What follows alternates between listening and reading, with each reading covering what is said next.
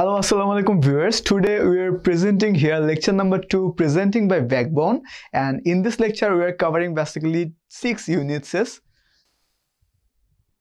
Okay, তো আমরা আজকে যেটা বেসিক্যালি আমরা কভার করব আমাদের 6টা ইউনিটের মধ্যে আমাদের প্রথম যে ইউনিটটা আছে এই ইউনিটে আমরা বেসিক্যালি আলোচনা করব মালিকানার ভিত্তিতে ব্যবসায় এবং এক মালিকানা ব্যবসা এবং এরপরে যে ইউনিট নাম্বার 2 আছে ইউনিট নাম্বার 2 তে আমরা আলোচনা করব এক মালিকানা ব্যবসার গুরুত্ব এবং উপযুক্ত ক্ষেত্র এবং এর পরবর্তী ইউনিটে আমরা যেটা আলোচনা করব অংশীদারি ব্যবসা সম্পর্কে।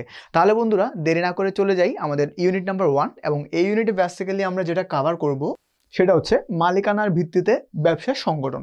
প্রথমে চলে আসি মালিকানার ভিত্তি বলতে কি বোঝাচ্ছে। মালিকানার ভিত্তি বলতে যেটা বেসিক্যালি বোঝাতে যাচ্ছে সেটা হচ্ছে প্রত্যেকটা ব্যবসায় মালিক পক্ষের লোকজন কীরকম হবে, কতজন হবে, কিভাবে মালিকানা জিনিসটা সেটেলমেন্ট করা যায়। ওকে, প্রথমে আমরা চলে আসি মালিকানার ভিত্তিতে ব্যবসা সংগঠনকে ওরা বেসিক্যালি 8 ভাগে ভাগ করেছে। খেয়াল করি ওরা বেসিক্যালি 8 ভাগে ভাগ করেছে। প্রথমে যেটা করেছে এক মালিকানা ব্যবসা, এক মালিকানা, অংশীদারি, যৌথ মূলধনী, সমবায়, রাষ্ট্রীয়, সরকারি, বেসরকারি অংশীদারি, যেটাকে বলা হয় পাবলিক প্রাইভেট পার্টনারশিপ, যেটার আরেকটা নাম আছে যাকে বলা হয় পিপিপি। আমরা পিপিপি নিয়ে পরবর্তী স্লাইডগুলোতে বিস্তারিত পড়ব। এরপরে খেয়াল করি যৌথ উদ্যোগে ব্যবসায় এবং এরপরে বলা হচ্ছে ব্যবসায় জোট, যেটাকে বলা হয় কংগ্লোমেরেট অর সিন্ডিকেট। ওকে, আমরা প্রথমে চলে আসি প্রথম স্লাইডে।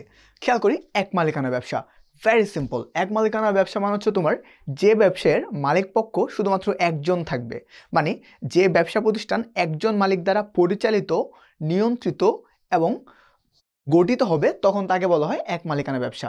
খেয়াল করি ফর্মাল ডেফিনেশন, একক মালিকানায় গঠিত, তার মানে যেটা আমাকে প্রথমে খেয়াল করতে হবে একক মালিকানা, যে ব্যবসার মালিকানা একজনের হাতে থাকবে এবং একজন মালিক দ্বারা গঠিত হবে, পরিচালিত হবে এবং নিয়ন্ত্রিত হবে, এরূপ ব্যবসাকে এক মালিকানা ব্যবসা বলে। সিম্পল। এবার আমরা জেনে নেব কিছু basic informations about sole proprietorship business, যেটাকে বলা হচ্ছে এক মালিকানা ব্যবসা। প্রথমে চলে আসি, খেয়াল করি একক মালিকানায় গঠিত ও পরিচালিত। এটা আমরা একটু আগে বলেছি যে ব্যবসায় মালিক পক্ষ শুধুমাত্র একজন থাকবে। এবার খেয়াল করি আইনগত ভিত্তি নেই। অ্যাডমিশন টেস্টে যারা অ্যাডমিশন টেস্ট দিবা তোমাদের জন্য একটা গুরুত্বপূর্ণ ইনফরমেশন হচ্ছে এক মালিকানা ব্যবসার কোনো আইনগত ভিত্তি নেই। তারপরও পরীক্ষায় একটা কোয়েশ্চেন ফ্রিকোয়েন্টলি চলে আসে, অ্যান্ড এটা হচ্ছে এক মালিকানা ব্যবসায় কত সালের আইন দ্বারা গঠিত। অপশন বিভিন্ন রকম থাকে, যেমন আমাদের কিছু পরিচিত আইন ওখানে দিয়ে দেয়। প্রথমে দেয় 1932 সাল, যেটা হবে অংশীদারি ব্যবসা। এরপর থাকতে পারে 2001 সাল, যেটা হবে সমবায় ব্যবসা। এরপর দিতে পারে 1994 সাল, যেটা কোম্পানি বিজনেস। এরপরে ফিনালি একটা অ্যান্সার দিবে কোনোটি নয়। তখন আমাদের অ্যান্সার করতে হবে কোনোটি নয়, কারণ এক মালিকানা ব্যবসার কোনো আইনগত ভিত্তি নেই। ওকে, এবার চলে আসি প্রধান সুবিধা, সহজ গঠন। এটা আরেকটা এমসিকিউ ফ্রিকুয়েন্টলি চলে আসে, এক মালিকানা ব্যবসায়ের প্রধান সুবিধা কি। আরেকটা কোয়েশ্চেন আসতে পারে এক মালিকানা ব্যবসার প্রধান অসুবিধা কি। তার মানে তোমাদের যে জিনিসটা জানতে হবে প্রধান সুবিধা, সহজ গঠন এবং প্রধান যে অসুবিধা আছে সেটা হচ্ছে অসীম দায়। তার মানে এক মালিকানা ব্যবসার দায় সসীম না, সীমিত না, বরং এক মালিকানার দায় হবে অসীম। তার মানে যে পরিমাণ টাকা আমি ইনভেস্ট করেছি বা বিনিয়োগ করেছি এর বাইরেও আমার ব্যক্তিগত দায় জন্মাতে পারে। আশা করি বুঝতে পেরেছ। এরপর আমরা চলে যাব অংশীদারি ব্যবসা। অংশীদারি ব্যবসাকে ইংরেজিতে বলা হয় পার্টনারশিপ বিজনেস। খেয়াল করি অংশীদারি ব্যবসা জিনিসটা কি। প্রথমে আমাদের জানা উচিত অংশীদারি ব্যবসা মানে হচ্ছে যখন দুই বা তার বেশি, মানে হচ্ছে ততোধিক ব্যক্তি মিলে একটা ব্যবসা প্রতিষ্ঠান গঠন করা হয় একটা চুক্তির স্বার্থে। খেয়াল করি একাধিক ব্যক্তি মুনাফা অর্জনের উদ্দেশ্যে। তার মানে প্রথমে হচ্ছে একাধিক ব্যক্তি, মানে একজনের অধিক ব্যক্তি কিসের উদ্দেশ্যে? মুনাফা অর্জনের উদ্দেশ্যে। খেয়াল করি মুনাফা অর্জনের উদ্দেশ্যে চুক্তির ভিত্তিতে। তার মানে এখানে যেটা আমাকে মাথায় রাখতে হবে চুক্তির ভিত্তিতে যে ব্যবসা সংগঠন করে তাকে অংশীদার ব্যবসা বলে। এরপরে খেয়াল করি আর এটার বেসিক্যালি কিছু বেসিক ইনফরমেশন এখানে পোর্ট্রেট করা আছে, আমরা একটু খেয়াল করি। ফার্স্ট অফ অল অংশীদারি ব্যবসায়ের আইন 1932, যেটা একটু আগে বলেছি। তার মানে 1932 সালের আইন দ্বারা বাংলাদেশের সমস্ত অংশীদারি ব্যবসা নিয়ন্ত্রিত হয় এবং পরিচালিত হয়। এরপরে খেয়াল করি অংশীদারি ব্যবসায়ের ভিত্তি বা দিক নির্দেশক হলো চুক্তি অথবা চুক্তিপত্র। ওয়েল, এখানে আমাকে যে জিনিসটা জানতে হবে, চুক্তি জিনিসটা কি, চুক্তিপত্র জিনিসটা কি। খেয়াল করতে হবে, চুক্তি মানে হচ্ছে একটা অ্যাগ্রিমেন্ট, যেটা বেসিক্যালি মৌখিকও হতে পারে, লিখিত হতে পারে, অথবা লিখিত এবং নিবন্ধিত তিনভাবেই হতে পারে। এখন আমাকে যেটা জানতে হবে, চুক্তিপত্র কখন হয়? যখন অংশীদারি চুক্তি লিখিত হবে, ঠিক তখনই অংশীদারি চুক্তিকে বলা হয় অংশীদারি চুক্তিপত্র। মানে রিটেন যে একটি স্টেটমেন্ট থাকবে ওটাকে বলা হয় চুক্তিপত্র।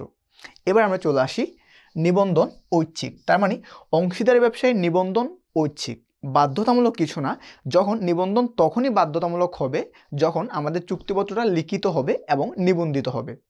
এরপরে চলে আসি প্রধান অসুবিধা। আমরা এর আগের স্লাইডেও পড়েছি অসীম দায়, আনলিমিটেড লাইবিলিটিস, এবং এর পরবর্তী খেয়াল করি সদস্য সংখ্যা। ওয়েল, এখানে অংশীদারি ব্যবসা বেসিক্যালি দুই ধরনের সদস্য সংখ্যা হতে পারে। ফার্স্ট অফ অল, সাধারণ বা জেনারেল পার্টনারশিপ বিজনেস, এখানে হতে পারে 2 থেকে 20 জন।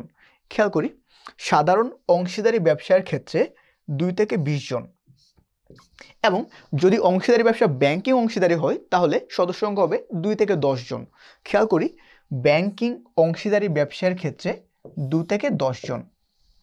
তার মানে বোঝা গেল যে অংশীদারি ব্যবসার সদস্য সংখ্যা হতে পারে সর্বনিম্ন, যদি সাধারণ হয় তাহলে সর্বনিম্ন 2 জন এবং সর্বোচ্চ 20 জন, এবং যদি ব্যাংকিং অংশীদারি হয়ে থাকে সর্বনিম্ন 2 জন এবং সর্বোচ্চ 10 জন। ওকে, আমরা পরবর্তী স্লাইডে চলে যাব। খেয়াল করি যৌথ মূলধনী ব্যবসা বা কোম্পানি বিজনেস। সিম্পল, আমরা একটু ফর্মাল ডেফিনেশনটা জেনে নিই। যৌথ মূলধনী ব্যবসা বা কোম্পানি হলো আইন সৃষ্ট। এতক্ষণ আমি এটা খেয়াল করি, একটা ওয়ার্ড লেখা আছে আইন সৃষ্ট। এর আগে আমরা মালিকানা ভিত্তিতে 2 ধরনের সংগঠন সম্পর্কে পরিচিত হয়েছি। প্রথমটা ছিল এক মালিকানা, যেটার আইনগত কোনো ভিত্তি নাই। এরপরে আমরা যেটা দেখেছি অংশীদারি, এটারও আইনগত বাধ্যবাধকতা ঐচ্ছিক, বাধ্যতামূলক নয়। কিন্তু এখানে কোম্পানির ক্ষেত্রে বা যৌথ মূলধনী ব্যবসায়ের ক্ষেত্রে আইনগত বাধ্যবাধকতা বাধ্যতামূলক, কারণ কোম্পানি বিজনেস আইনের মাধ্যমে সৃষ্ট। এরপর চলে আসি কৃত্রিম ব্যক্তিসত্তার অধিকারী। তার মানে কোম্পানি বিজনেসের অন্যতম আরেকটা ক্যারেক্টারিস্টিক্স বা বৈশিষ্ট্য হচ্ছে কৃত্রিম ব্যক্তিসত্তার অধিকারী। আমরা একটু পরে ডেসক্রাইব করব কৃত্রিম ব্যক্তিসত্তা কী জিনিস। এরপরে খেয়াল করি চিরন্তন অস্তিত্ব বিশিষ্ট ব্যবসার সংগঠনকে, যেখানে কতিপয় ব্যক্তি মুনাফা অর্জনের উদ্দেশ্যে শেয়ার ক্রয়ের মাধ্যমে স্বেচ্ছায় যৌথভাবে মূলধন বিনিয়োগ করে। তার মানে এখানে আমি কয়েকটা জিনিস খুঁজে পেয়েছি। ফার্স্ট অফ অল যেটা আসছে সেটা হচ্ছে আইন সৃষ্ট, যেটা 1 নাম্বার যেটা পেয়েছি। এরপরে আমরা যেটা খুঁজে পাচ্ছি কৃত্রিম ব্যক্তিসত্তার অধিকারী। এরপরে আমরা যেটা পেয়েছি চিরন্তন অস্তিত্ব বিশিষ্ট। এরপরে আমরা যেটা দেখছি কতিপয় ব্যক্তি মুনাফা অর্জনের উদ্দেশ্যে স্বেচ্ছায়, মানে নিজের ইচ্ছায় মূলধন বিনিয়োগ করে, সে ধরনের সংগঠনকে বলা হয় যৌথ মূলধনী কোম্পানি বা বিজনেস। এরপর চলে আসি some basic informations about company businesses. First of all যেটা আমাদের মাথায় রাখতে হবে, সর্বপ্রথম যে আমাদের কোম্পানি আইনটা আছে সেটা হচ্ছে 1844 সালে ইংল্যান্ডে সর্বপ্রথম কোম্পানি আইন পাস হয়। তার মানে মাথায় রাখতে হবে, যদি এমসিকিউতে আসে সর্বপ্রথম কোম্পানি আইন কত সালে, অ্যান্সার করতে হবে 1844 সালে। এরপরে আমাদের যেটা জানা উচিত সেটা হচ্ছে বাংলাদেশের কোম্পানি আইন কত সালে। তার মানে বাংলাদেশের কোম্পানি আইন হচ্ছে 1994 সালে। এরপরে আমাকে যেটা জানতে হবে, কোম্পানি বিজনেসের ক্ষেত্রে প্রথম এবং প্রধান 2টা দলিল আছে। প্রথম যে দলিলটা আছে তার নাম হচ্ছে স্মারকলিপি। আমরা স্মারকলিপি সম্পর্কে পরবর্তী আমাদের লেকচারে আরও ডিটেলস পড়ব। এরপরে খেয়াল করি প্রাইভেট লিমিটেড কোম্পানির ক্ষেত্রে সদস্য সংখ্যা এবং পাবলিক লিমিটেড কোম্পানির ক্ষেত্রে সদস্য সংখ্যা। প্রথমে চলে আসি প্রাইভেট লিমিটেডের ক্ষেত্রে সর্বনিম্ন সদস্য সংখ্যা 2 জন এবং সর্বোচ্চ সদস্য সংখ্যা হতে পারে 50 জন। এবং পাবলিক লিমিটেড কোম্পানির ক্ষেত্রে আপনার সর্বনিম্ন সদস্য সংখ্যা হতে পারে 7 জন এবং সর্বোচ্চ শেয়ার দ্বারা সীমাবদ্ধ। তার মানে এখানে সর্বোচ্চ লিমিটেশন স্পেসিফাই করা নাই, নির্দিষ্ট করা নাই, যত বেশি হতে পারে। খেয়াল করি প্রাইভেট লিমিটেড কোম্পানির সদস্য সংখ্যা 2 থেকে 50 জন, তার মানে সর্বনিম্ন 2 জন, সর্বোচ্চ 50 জন। এরপর খেয়াল করি পাবলিক লিমিটেড কোম্পানির ক্ষেত্রে সদস্য সংখ্যা 7 থেকে সর্বোচ্চ শেয়ার দ্বারা সীমাবদ্ধ, তার মানে যতগুলো সর্বোচ্চ শেয়ার আছে তার মাধ্যমে সীমাবদ্ধ। এরপর আমরা চলে আসি সমবায় সমিতি। ভেরি সিম্পল, সমবায় সমিতি বলা হচ্ছে কমপক্ষে 20 জন চুক্তি সম্পাদনের যোগ্য ব্যক্তি। তার মানে সমবায় সমিতির সর্বনিম্ন সদস্য সংখ্যা প্রথম লাইনে বলা আছে সর্বনিম্ন কি বলেছে কমপক্ষে 20 জন, তার মানে মিনিমাম 20% হতে হবে, কমপক্ষে 20 জন। কি বলা হচ্ছে চুক্তি সম্পাদনের যোগ্য, যাদের চুক্তি সম্পাদন করার জন্য যোগ্যতা রয়েছে। ব্যক্তির নিজেদের অর্থনৈতিক কল্যাণের লক্ষ্যে পারস্পরিক ঐক্য, সহযোগিতা, সমঝোতার ভিত্তিতে, খেয়াল করি পারস্পরিক ঐক্য, সহযোগিতা এবং সমঝোতার ভিত্তিতে সমবায় আইনের আওতায় যে ব্যবসা প্রতিষ্ঠান গড়ে তোলে তাকে বলা হচ্ছে সমবায় সমিতি। তার মানে সমবায় সমিতির একটা আইন আছে যেটা আমরা একটু আগে খেয়াল করেছি, সমবায় আইনের আওতায়, তার মানে সমবায় সমিতি পরিচালিত, নিয়ন্ত্রিত এবং নিবন্ধিত হয় সমবায় আইন দ্বারা। আমরা একটু পরে জেনে নেব সমবায় সমিতির আইন কত সালে। এবার আমরা খেয়াল করি কিছু বেসিক ইনফরমেশনস। প্রথমে চলে আসি, আমরা একটু আগের স্লাইডে যেটা পড়েছি যে কোম্পানি সংগঠনের প্রথম এবং প্রধান দলিল ছিল স্মারকলিপি, ঠিক তেমনি সমবায় সমিতির ক্ষেত্রেও একটা প্রধান দলিল আছে যার নাম হচ্ছে উপবিধি।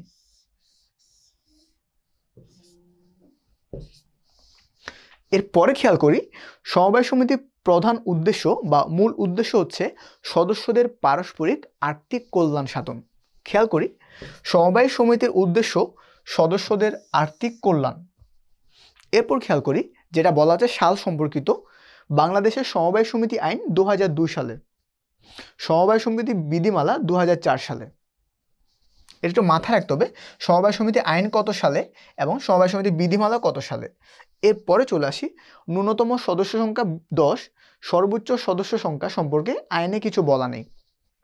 তার মানে এখানে যেটা বলা হচ্ছে সেটা হচ্ছে সমবায় সমিতি গঠন করার ক্ষেত্রে সর্বনিম্ন যে সদস্য সংখ্যা লাগবে সেটা হচ্ছে 10 এবং সর্বোচ্চ সদস্য সংখ্যা আইনে বলা নেই, তার মানে কমপক্ষে 10 জন ব্যক্তি মিনিমাম লাগবে। এরপর আমরা চলে যাব রাষ্ট্রীয় ব্যবসা। রাষ্ট্রীয় ব্যবসা মানে হচ্ছে বাংলাদেশ যে সরকার আছে, সরকার কর্তৃক পরিচালিত, গঠিত এবং নিয়ন্ত্রিত ব্যবসাকে বলা হচ্ছে বেসিক্যালি রাষ্ট্রীয় ব্যবসা। আমরা চলে আসি আরও কিছু ইনফরমেশন আছে, সেটা হচ্ছে রাষ্ট্রীয় ব্যবসার মূল উদ্দেশ্য কি, রাষ্ট্রীয় ব্যবসা কেন করা হয়। তার মানে রাষ্ট্রীয় ব্যবসার যে মূল উদ্দেশ্যটা আছে বা প্রধান উদ্দেশ্য আছে সেটা হচ্ছে জনকল্যাণ সাধন, তার মানে জনগণের কল্যাণ সাধন। এবং রাষ্ট্রীয় ব্যবসা কিভাবে গঠিত হয় বা কার আদেশ বলে গঠিত হয় একটু খেয়াল করি। রাষ্ট্রীয় ব্যবসায় সংসদে আইন পাশের মাধ্যমে বা রাষ্ট্রপতির বিশেষ অধ্যাদেশ বলে গঠিত হয়। এরপরে খেয়াল করি রাষ্ট্রীয় ব্যবসায় লাভ লোকসান বহন করে সরকার। আশা করি বুঝতে পেরেছি যে রাষ্ট্রীয় ব্যবসা জিনিসটা কি।